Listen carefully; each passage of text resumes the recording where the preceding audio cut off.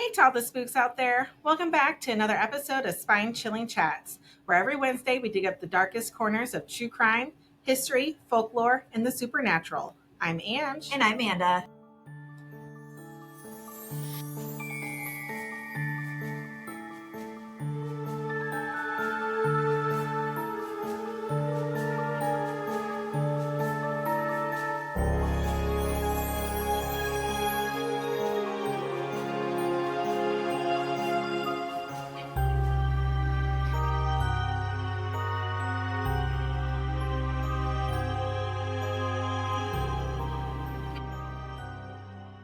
Tonight, I'm taking you back in time to a tragic and mysterious piece of Tucson's history.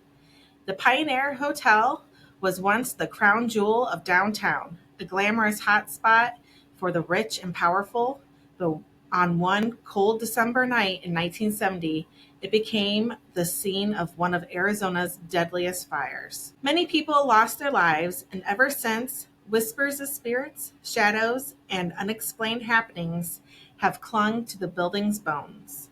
Was it truly an accident, or does something darker linger in the ashes?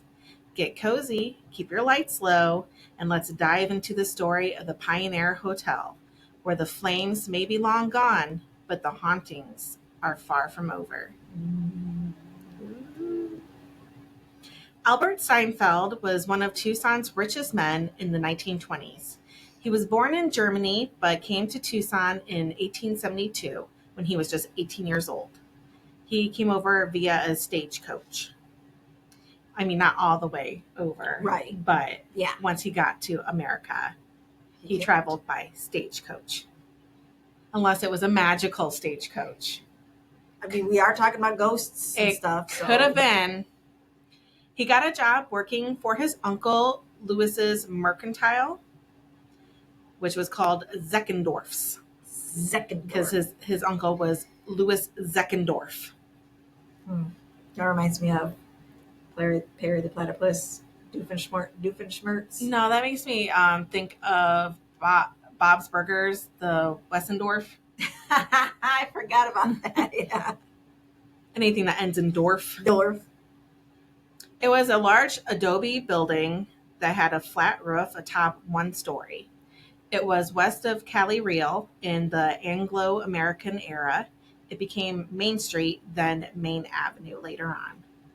The road was dusty, oftentimes muddy, and always covered in manure, as it was a popular transportation route that ran north-south through Tucson. It began in Mexico City and it ended all the way in Alta, California. It's a pretty good stretch right there. Yeah. Albert set out on his own after many years. In the years that followed, he became interested in mining and banking, which are kind of, I guess they're really different, but then they're also the same, because at a bank you keep like jewels and stuff in a vault and gold and whatnot.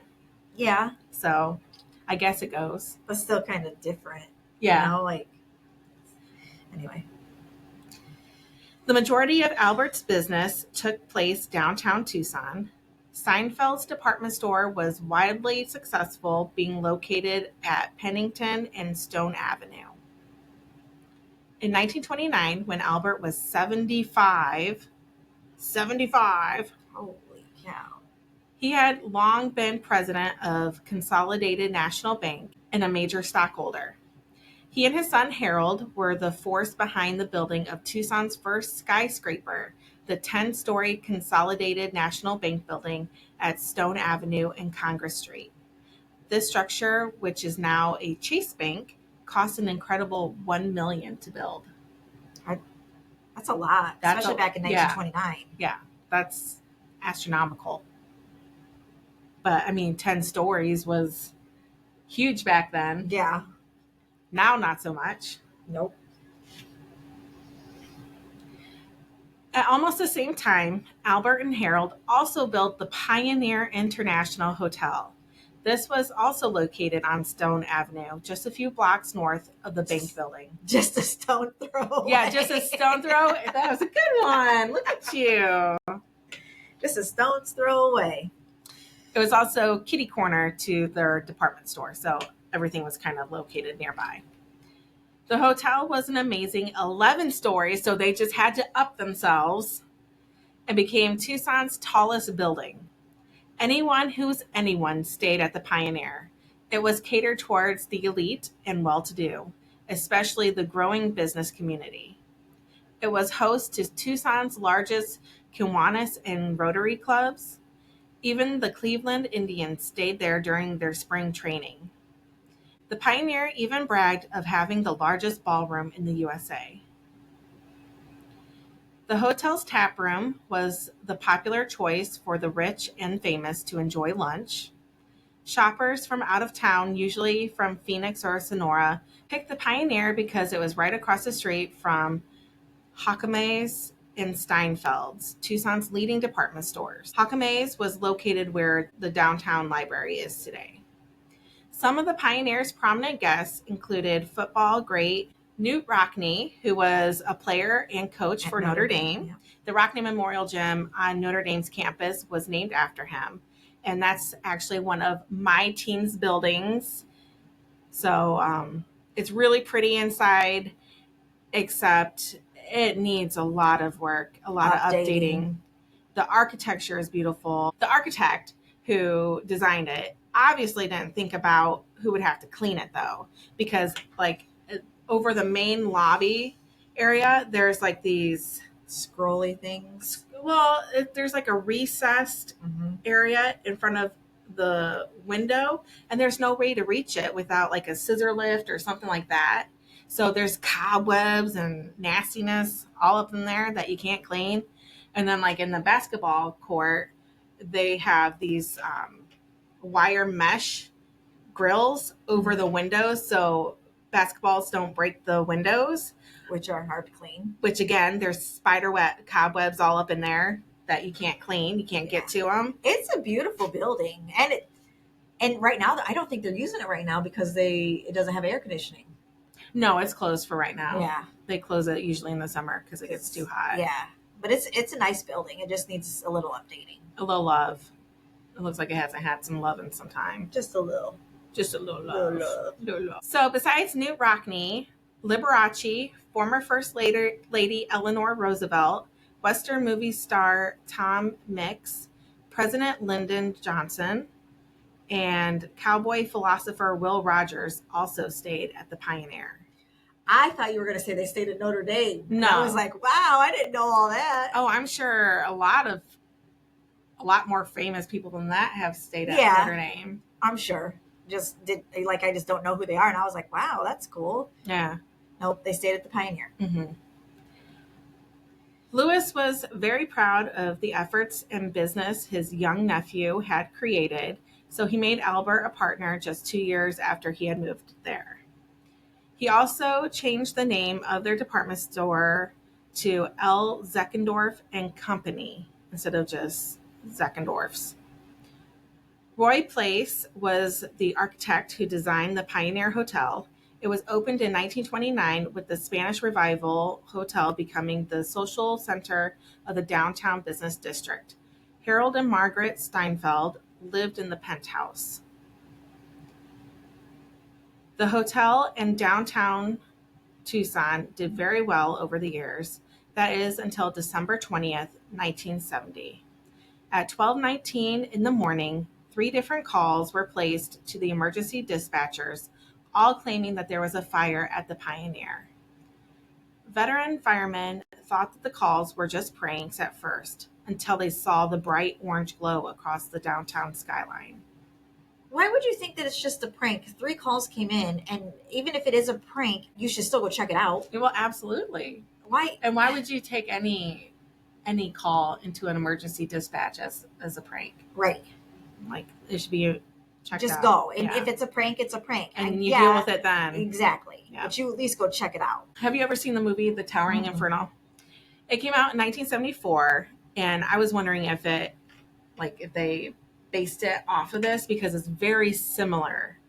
The movie starred Steve McQueen, Paul Newman, Faye Dunaway, Fred Astaire, and it actually had O.J. Simpson in it too, back when he wasn't a murderer. Wasn't Allegedly. Allegedly. Keep Uh, that thought to myself.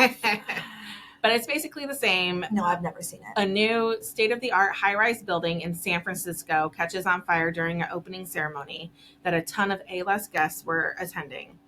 They then have to, scramble to try to save everyone as the building turns into this inferno. So at the Pioneer, 3 fire engines and 2 ladder trucks arrived just 3 minutes later. The firemen called for backup, lots of backup. Within 15 minutes, Tucson's entire... So they didn't go when they were called, but they saw the blaze and they arrived in 3 minutes. What was the problem going when they had the call if they're only 3 minutes away? You could have walked over there in 5. And just been like, yep, there's a fire. Yep, there's fire. You could probably step outside and smell it. Before you see it. Yeah. Whatever. Okay, anyway. So they had 11 engines, 4 ladders, 5 medical rescue trucks, and 203 firemen. There were over 700 people in the hotel when the alarm first went off. The Hughes Aircraft Christmas party in the huge ballroom had over 350 guests attending on its own.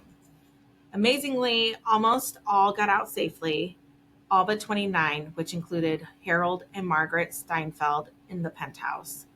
27 others were injured in the fire, but were alive. The hotel had been advertised as being one of the safest, practically fireproof. I can tell. As the Titanic was unsinkable. Right. We see how that turned out. But as they found out, that was hardly the case. The open stairwells acted like chimneys, allowing the fire to spread upwards quickly and efficiently to the upper floors. The carpets, wallpaper, furniture, and Christmas decorations went up in flames like kindling. The fire department didn't have ladders tall enough to reach the upper floors, leaving those guests stranded. Some of the guests made ropes out of their bed sheets and blankets, throwing them out the windows like Rapunzel and climbing their way down to where the firemen could reach them. She doesn't have a kid at all. Huh? Rapunzel. What? You used Rapunzel as a metaphor. Oh.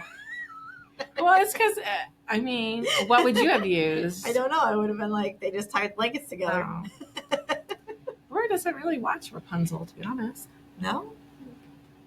She's a Moana girl. Oh, She loves Moana. Although we have been getting her to watch some of the older Disney, like Sleeping Beauty, Snow White. And she like them? Yeah, she seemed interested. What did I have her watch? That I was surprised she was watch. Oh, I had her watch Matilda. I know that's not Disney, but did she like it? She did. She was really into it.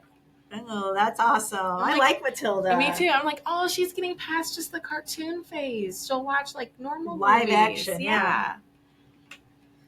Anywho, so a few actually made it to safety by climbing down their makeshift ropes. Others, in an act of desperation, threw mattresses out of the windows, hoping to land on them when they jumped.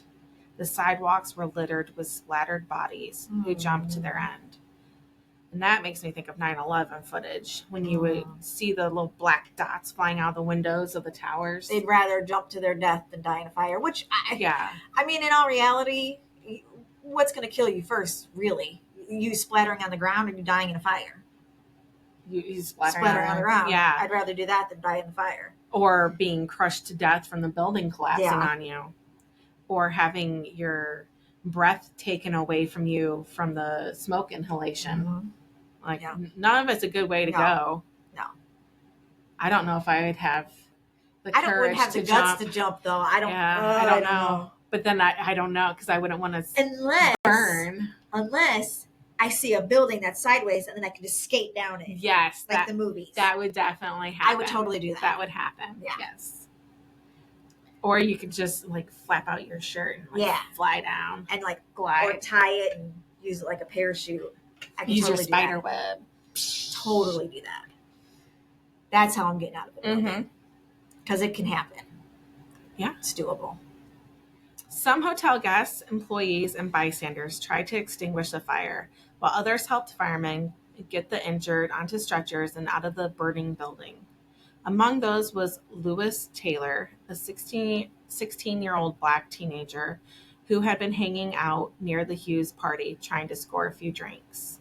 As one would at 16. Yes. I normally wouldn't point out the color of the young man's skin, but racism plays a role in what happens afterwards. It's important to mention. I hate that. In the aftermath, investigators determined that the fire started at 2 places on the 4th floor, clearly purposely ignited. So they had arson on their hands, which could mean all the deaths would be counted as murder. Tucson police soon arrested Lewis Taylor, accusing him of starting the fire as a diversion so he could steal from the rooms in the Hughes party. Lewis maintained his innocence, stating that he was just crashing the party trying to get some free alcohol out of it. But he was put on trial and was convicted of 28 counts of first-degree murder in 1972 and sentenced to life in prison. Case closed, right? At least for the next 42 years. That gives me chills. I know, me too. Yeah. I hate that. At his 7-week trial in Phoenix, the fire investigator hired by the state of Arizona presented a profile suggesting that the arsonist was a young black man. Another investigator testified in Lewis's trial that an accelerant had been used in the fire, yet that assertion was not supported by laboratory tests. Lewis, who was mixed Hispanic and African American, was convicted by an all-white jury during the time of racial tension in Tucson. However, Judge Charles Hardy, who presided over Lewis's 1972 trial, publicly expressed skepticism on the jury's decision to convict the Tucson teenager. For years after the trial, Judge Hardy maintained a correspondence with Lewis, sending him law books and Christmas packages. That's nice. Yeah. So he didn't think he deserved to be there.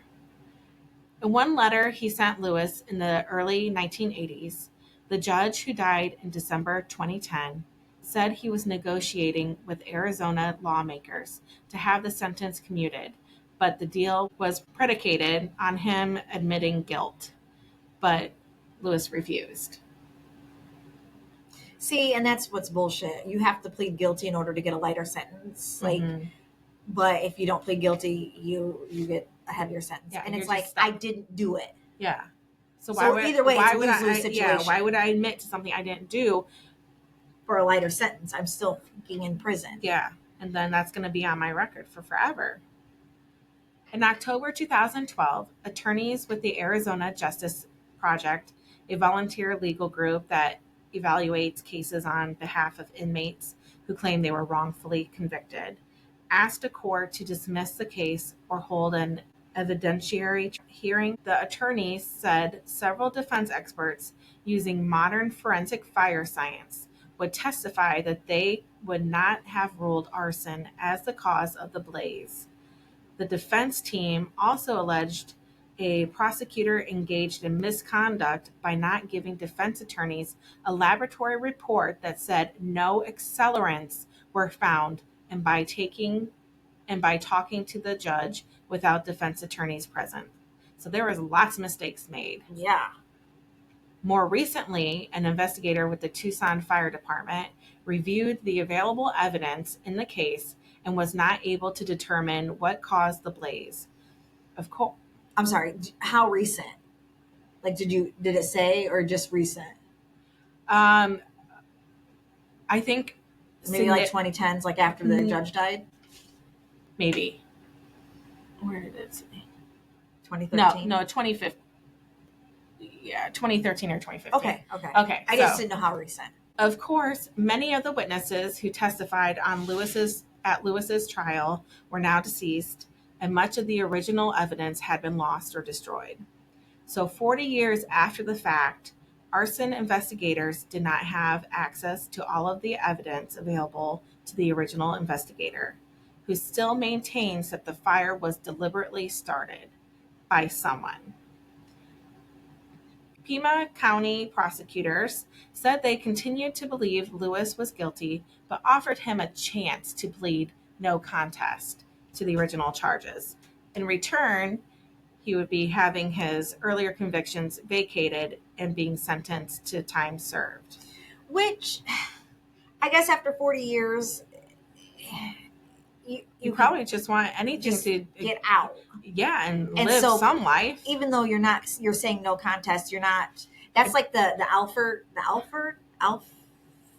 plea, where you're not saying that you're guilty, but it's saying that you're not guilty, but you're guilty.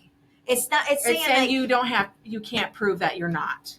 Yeah, but you're not admitting guilt. But I'm not admitting guilt. Yes. Yeah, and so you take that Alford whatever plea and you get a lighter sentence. Like the no contest is the same way, and it's time served. Like I could get out if I say no contest, but at the risk of it tarnishing. I mean, and at this point, his name is already tarnished. Yeah, I mean, he's been there for 40 fucking years. Right. So like, what do you do in that situation? You just take it and you say, okay, time served. Move on. Let me out. Yeah.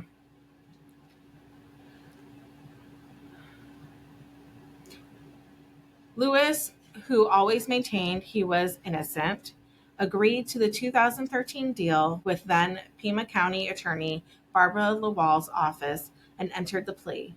He was released that year after serving 42 years in prison for something he didn't do.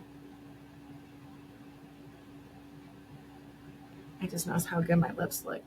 I should wear dark more often. I like how you outlined them. I did my black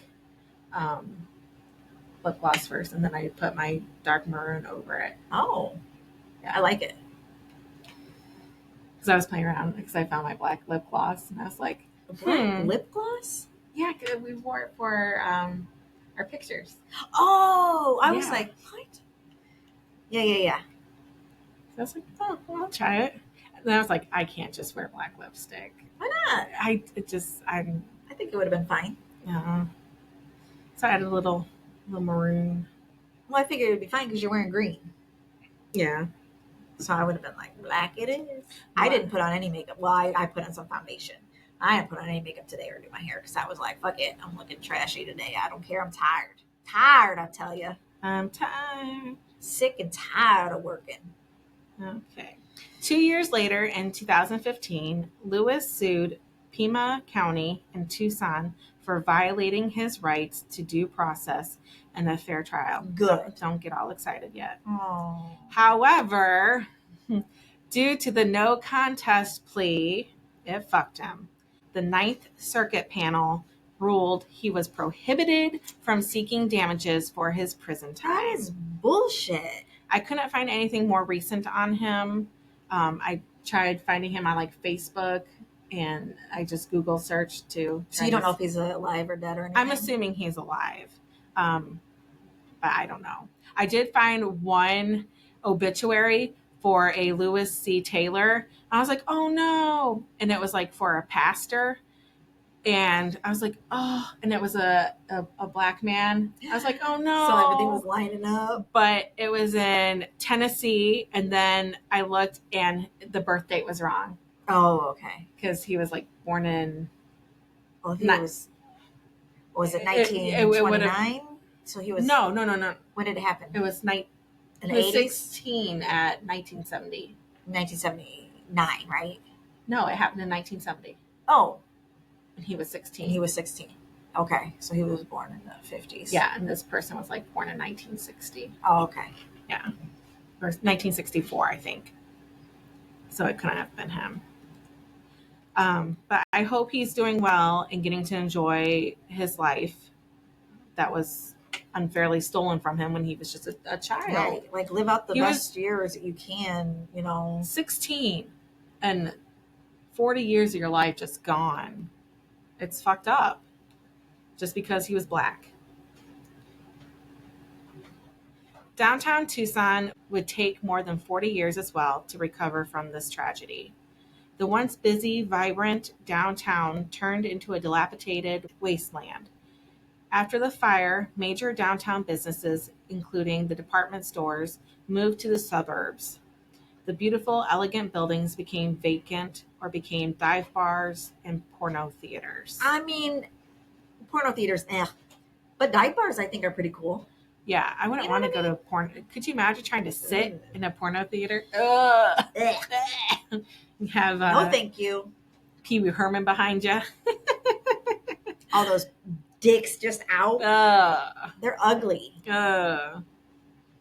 Sorry, not sorry. Penises are ugly.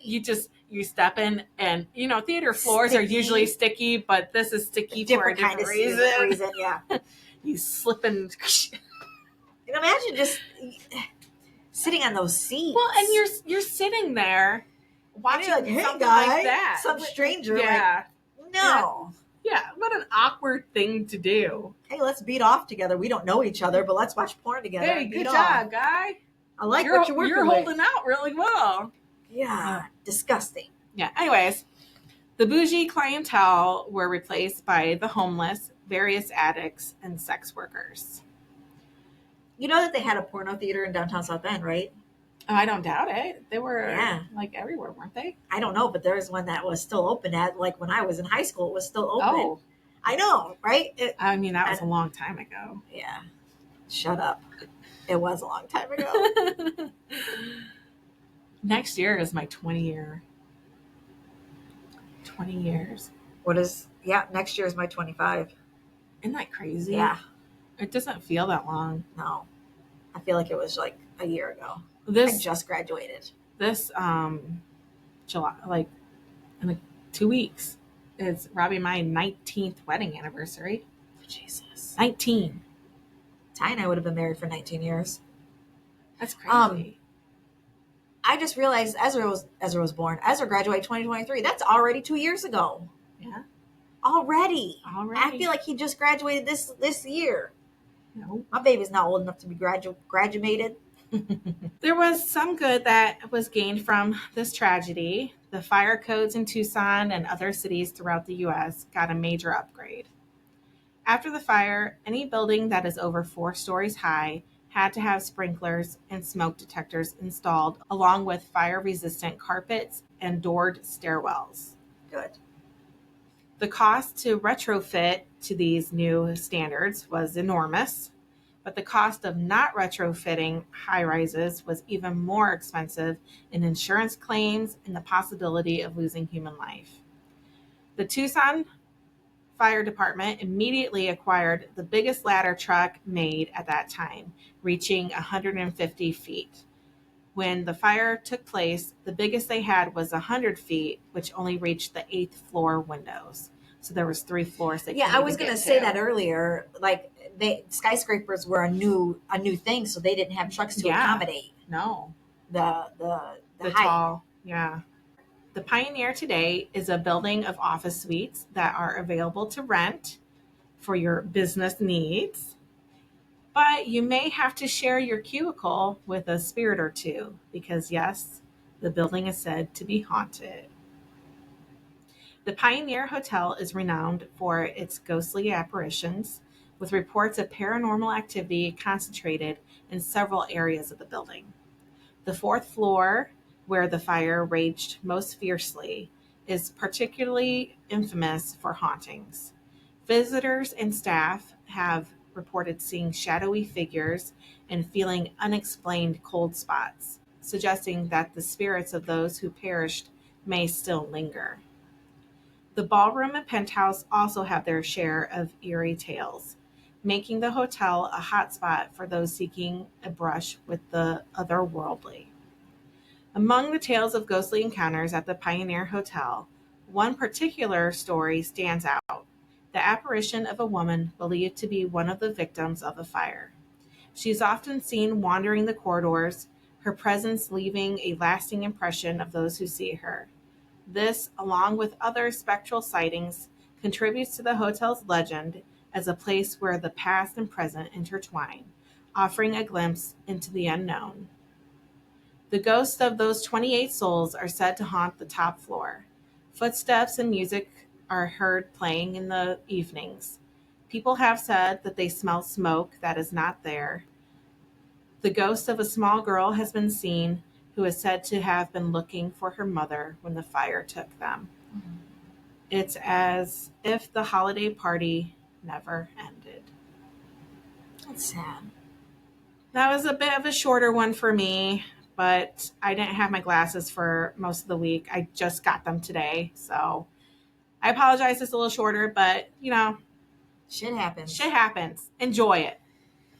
I'll make up for it, I Thinking promise. of people smelling smoke, one of my side effects from COVID is I smell cigarette smoke. Did I tell you that? Yeah, I think so. Oh, it still happens. I just can't smell good at all anymore. Like, I'm just COVID. like, and it's so pungent, so potent that it takes my breath away sometimes. Mm. And there's nobody smoke like right now, not right now, but like it could be like right now it would happen and I'd be like choking and nobody's smoking. Maybe it's a ghosty. Maybe it's my grandma. Yeah, there My you grandmama. There you go. I see you, grandma. She probably, I don't pay attention. Right. I'm not paying attention to what I'm doing when I smell the smoke. She's probably telling me, stop doing what I'm doing, you fucking dumbass. Yeah. It's probably what she's saying. Like, don't be getting into no trouble. And she's blowing smoke to warn me, and I'm not listening. I'm listening now. I got it. COVID changed how I smelled some things too. Like gasoline smells completely different. Yeah, to me. some things taste different too. Yeah, like I used to love pickles. I can eat a pickle, but like only half of one, and I cannot eat them on my sandwiches anymore. Like they gross me out. It's weird. And I used to like lemonade and strawberry lemonade, and now that just tastes bitter to me. Yeah, it's weird. COVID messed us up, man. Fuck that COVID. Was 5 years ago. Yeah. So I got it in winter of 2020. I got it in. I know everybody's like, it didn't come out to 2020. Motherfuckers, COVID was there before 2020. Yeah. That's just when it was named. Yeah. I got it in November, December of 2019. Yeah.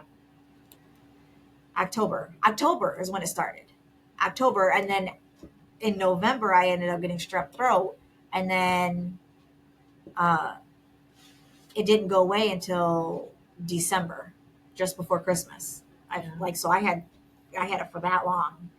Because as soon as I got antibiotics for the strep throat, my cough and all that other shit came back from COVID. Stupid. Anyway. Yeah. It's over now. For the most part. Yeah, except for the lingering effects. Yeah. That we'll have forever. Why do I have to have cigarette smoke, though? Like, out of all things, like, you couldn't get me roses or candy to smell when I got my smell back. I had to have cigarette smoke. What the fuck did I do in a past life to make me have to get cigarette smoke? You probably was a smoker and gave secondhand smoking cancer to somebody. Yeah. Maybe. It's your karma. Yeah. Fuck. All right. Anyway. Today, July 16th, is the last day to get your spooky summer stories into us. Yes. We are giving away a wine tumbler. Booze and Blooms wine tumbler. And it's the travel one, like not the wine glass, but the wine tumbler. Yeah, it's a tumbler, so it's got the lid and it's metal, I believe. Yeah. So cute, very cute. It is cute. So please get that story in, and we will let the winner know. I think I said the 30th. I think you said the 30th. Yeah. So please get that in, participate, and we'll even autograph it for you if you want. Somebody might not. They might care if they don't want it or not. Like if they want to use the cup, as soon as they wash it, it's gonna like scrub off. So don't wash it. Okay. No, like we'll talk with whoever wins if they. Yeah. I'm not gonna force my. I'm gonna force my autograph. So just deal with it. Bitch, I don't even know you. I'd be like, I don't. Who are you? Who are you? If you listen to my podcast, then you know me. So you're getting an autograph. Sorry for you. And if it washes off, I guess it washes off. Yeah. It is what it is. Or if you want to scrub it off after you get home, I can scrub it off, bitch. Fuck you too. Tumbler.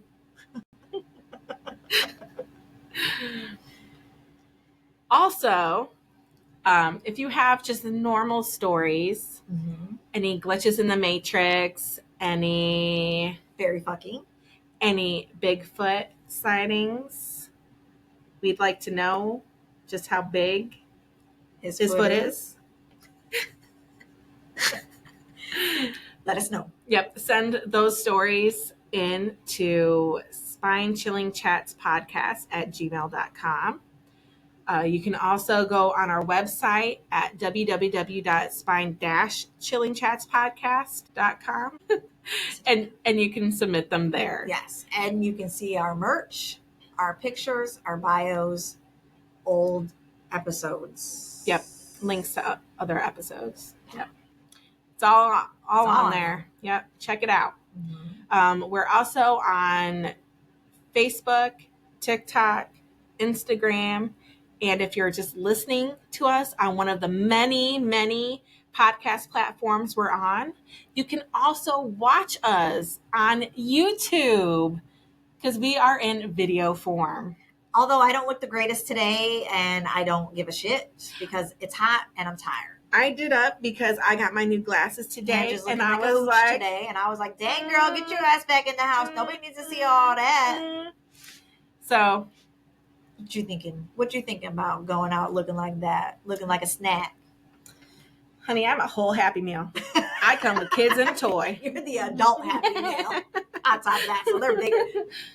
More of it. I'm more. Lots more. So, anyways, yeah.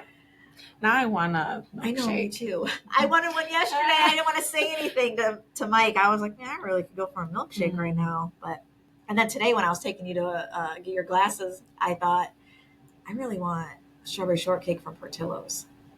You know, I've only been there like twice. It's not my thing. Chocolate cake shake, strawberry shortcake. I don't like chocolate. Fucking amazing. Yeah, but they have a strawberry lemonade shake for the summer. Oh. It's like strawberry milkshake with a lemon cake shake. Yeah, it's amazing. Anyways, my fat girl's coming out because I want all the sweets. Yeah, I think I have ice cream sandwiches upstairs if you want one. I haven't had one of those in a long time. Yeah. Okay. Anyways, back off topic again. Well, we hope you enjoyed this. We hope you come back, and most of all, we hope you keep it spooky. Bye, guys. Bye.